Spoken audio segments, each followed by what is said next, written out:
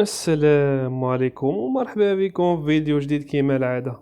اليوم الفيديو ديالنا غادي يكون أحد سلسلة جبال الريف، ولأن نهاية الأسبوع عبارة عن أيام راحة فاختارينا نطلعو للجبل وندوزو شوقيت زوين. الشروط ديال الرحلة سهلة بزاف، ما عليك غير أنه تفكر أنك تمشي وحدك أو تمشي مع ناس اللي يكونوا مفاهمين معاك باش دوز وقت زوين. وفي طريقنا للجبل دزنا على السويقة ديال الميدار، خدينا الحوت اللي كان طري، خدينا جوج انواع وطلعنا على بركة الله. وفوق في القمة ديال هاد الجبل كيبان ميدار بنطية بالدريوش، وكاين واحد الاطلالة واعرة واخا الخضورية ما كايناش بزاف حيتاش ما كايناش التساقطات المطرية بزاف هاد العام. اللهم سقينا الغيث ولا تجعلنا من القانطين. والحاجة درناها وحنا طالعين للجبل، وجدنا واحد البلاصة اللي درنا فيها النار ديالنا باش نطيبو عليها. واهم حاجة بنادم يرد البال ويشعل النار في شي بلاصة تكون خاوية ما يكونش فيها الحطب بزاف، وملي يمشي يسالي الرحلة ديالو يطفي النار حفاظا على الغابة، لأن الغابة متنفسنا جميعا ومسكن العديد ديال الحيوانات. كما ذكرت في الأول خدينا جوج أنواع ديال الحوت الأول ما عرفتش سميتو، ولكن النوع الثاني كان هو السردين.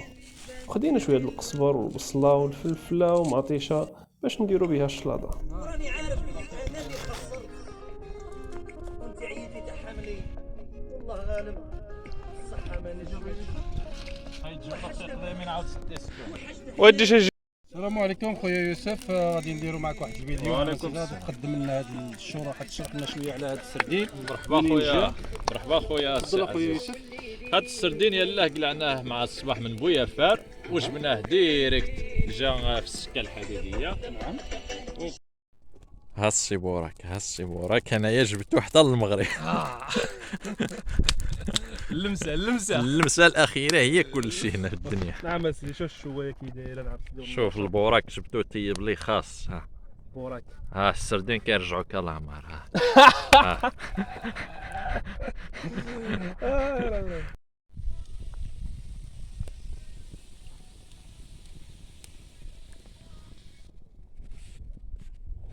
المهم كما كتشوفوا هكا كانت الاجواء، ضحكنا ونشطنا وكلينا والحمد لله كل شيء داز بخير وعلى خير. واهم شرط باش دير شي رحله تكون مزيانه هو انك تختار الناس اللي كتكون كتفاهم معهم باش دوزو وقيت زوين وتضحكوا وتنشطوا ويكون داكشي واعر.